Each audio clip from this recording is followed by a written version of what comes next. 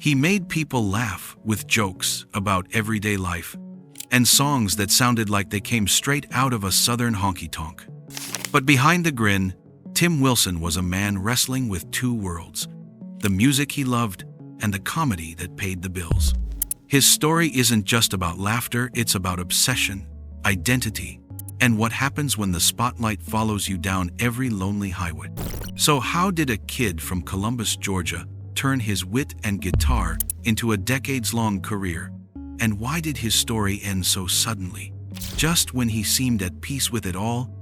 Let's dig into the untold life of Tim Wilson, the comedian who refused to fit in any box. A Southern beginning. Timothy Collins Wilson was born on August 5, 1961, in Columbus, Georgia, a town where the line between comedy and tragedy was sometimes just one good story told the right way. Both his parents were teachers, and from the start, Tim stood out. He wasn't the kid running around the neighborhood getting into fights. He was the one watching everyone else, memorizing the way they talked, the phrases they used, the sound of their drawl. By the time he was in middle school, he could mimic just about anyone in town. He had this ability to switch voices on the fly. One second he was a country preacher, the next he was a slick-talking car salesman. That knack would later become his superpower. But his heart, even back then, belonged to music. He idolized Southern rock bands and country singers, dreamed of standing on stage with a guitar instead of a microphone.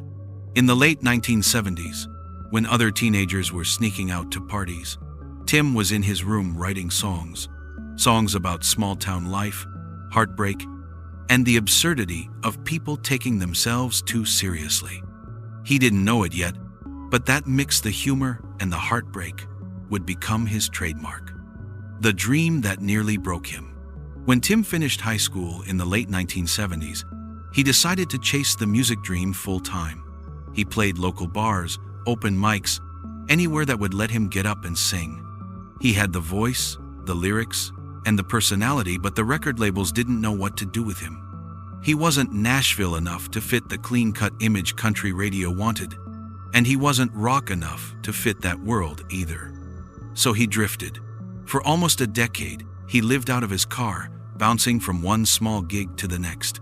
He'd pull into a town, play a few songs, sell a couple of homemade tapes, and then move on. He once joked that he didn't have a manager, just a collection of speeding tickets that told the story of where he'd been. By the early 1980s, things looked rough. The dream of being a recording artist was slipping away. But then, something unexpected happened. Something that would change his life completely. The night that changed everything. One night in the early 1980s, Tim was performing in a small club somewhere in Georgia. His set wasn't going well. The crowd was restless, half drunk, barely listening. Out of frustration, he started making fun of them between songs, cracking jokes, teasing the front row, turning his irritation into comedy. The room exploded with laughter. That was the moment he realized something important. Maybe his real gift wasn't just writing songs, it was telling stories. From that night on, he began blending music and stand-up. One minute he'd be talking about Southern family dynamics. The next, he'd pull out a guitar and turn the joke into a song. Nobody else was doing it quite like him. He started performing in comedy clubs, opening for other acts, slowly building a reputation as the country comedian with a guitar. In 1984, he got his first real break opening for Jeff Foxworthy, a friendship that would last for decades.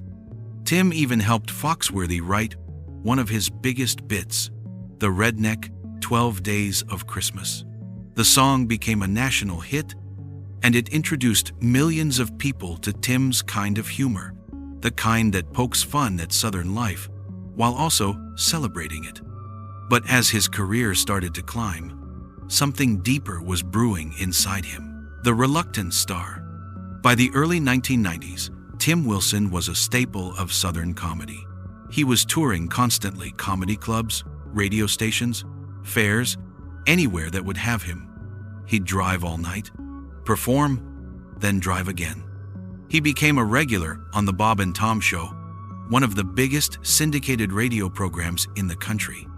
His songs Garth Brooks' Ruined My Life, The First Baptist Bar and Grill, and Beer Belly Blues became fan favorites. But Tim was never fully comfortable being seen as a novelty act. He wanted people to know he could really write. He saw himself as a storyteller, someone who used comedy to say something honest about life. He once said, "A good joke is just a song that forgot to rhyme." Behind the humor, though, he was exhausted. The constant touring wore him down. He'd sometimes drive hundreds of miles alone at night, fueled by gas station coffee and nicotine. The road gave him everything, and took a lot too. He often joked about his own mortality on stage, but friends said there was truth under the punchlines. He knew he was pushing himself hard. Too hard? The man behind the microphone. Off stage, Tim Wilson was a puzzle. One minute he was hilarious and charming, the next he was quiet and philosophical. He loved history, especially the American South, and could talk for hours about obscure Civil War battles or long-forgotten blues singers. He even wrote a novel, a detective story, that blended real history with fiction. It didn't sell millions, but to Tim, it proved he wasn't just a comic, he was an artist. He was also fiercely opinionated. He described himself as a libertarian, and his humor often took aim at politicians on both sides. He'd roast the left and the right with equal enthusiasm, and audiences loved it because it felt genuine. But that honesty came with a cost. In a world where most comedians played it safe, Tim said what he really thought. Some clubs dropped him. Others booked him more than ever. He didn't care. He used to say, "If I ever start lying just to make people clap, that's the day I quit." Still, the pressure of constantly performing, constantly being funny, was wearing on him. Friends noticed he was often tired, coughing, short of breath. He brushed it off. Said it was just the road catching up with him. But in reality, it was something much more serious. The toll of the road. By the 2000s, Tim Wilson had been performing for more than 20 years. His face was recognizable across the South, his voice familiar from countless radio appearances. But the grind had taken its toll. Years of traveling, smoking, and late nights had weakened his heart. He rarely took time off. He felt guilty when he wasn't working. He used to say, "If I'm not on stage, I'm falling behind." Even when his health started showing warning signs, he kept pushing. Audiences said he looked tired, but his shows never lost their spark. He'd walk on stage, start strumming that guitar, and the crowd would forget everything else. To them, he was the same Tim Wilson they'd always loved, the sarcastic, brilliant road comic who could turn any story into a punchline. But off stage, his body was giving out. He didn't talk about it much. Maybe he didn't want to admit it. Maybe he thought he had more time. Then came February of 2014. The night everything stopped. In late February of that year, Tim was performing shows across the South, still doing what he loved most, making people laugh. He'd been feeling off, but refused to cancel any gigs. On February 26th, he was traveling between shows when he suffered a massive heart attack. He passed away that night at just 52 years old. The news spread fast across the comedy world. Radio hosts, musicians, and fellow comedians all said the same thing. We lost one of the greats. Ron White called him the original Southern outlaw comic. Larry the Cable Guy said, Tim Wilson was the real deal, honest, hilarious, and fearless. Fans flooded his website and social media with memories, stories of how his songs and jokes got them through hard times. For many, Tim wasn't just a comedian. He was a voice that reminded them it was okay to laugh at life, even when it didn't make sense. His last album, Caffeine Wired, Nervous and Pale, felt almost prophetic, a title that summed up the restless energy that had defined his life. After his passing, the Georgia Music Hall of Fame inducted him posthumously, honoring him as both a comedian and a songwriter, the way he'd always wanted to be remembered. The legacy that lingers. Tim Wilson never became a household name in the way some comedians did. He didn't have a Netflix special or a Hollywood movie deal. But in the world of stand-up, especially Southern stand-up, his influence runs deep. He proved that comedy could be musical, storytelling could be funny, and that you didn't have to fit into anyone's box to make people laugh. Comedians like Rodney Carrington, Killer Bees, and even country stars have all cited him as an inspiration. His songs still play on classic radio shows, and his fans still share his bits online like they were recorded yesterday.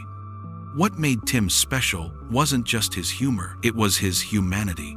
He could make you laugh about the same things that broke your heart. He could talk about divorce, politics, or small-town gossip, and somehow it all felt like a song you'd known forever. He once said in an interview, "You can tell the truth two ways, you can cry it or you can sing it. I prefer the second one." And maybe that's what made him timeless. He didn't pretend to have it all figured out. He just turned life, all its beauty, and all its absurdity, into something you could laugh about for a while. Even now, more than a decade later, his words still ring true. Conclusion: the road never ends. Tim Wilson's story isn't just about comedy, or music, or even fame. It's about the power of staying true to who you are, no matter how many people tell you to change. He was a road comic in the purest sense, living from show to show, chasing laughter, burning out too fast, but leaving behind something unforgettable. He didn't just make people laugh, he made them feel seen. So the next time you hear one of his songs, whether it's Garth Brooks' Ruined My Life, or the First Baptist Bar and Grill, listen closely. Underneath the jokes and the punchlines, you'll hear something else. A man trying to make sense of the world, one verse at a time.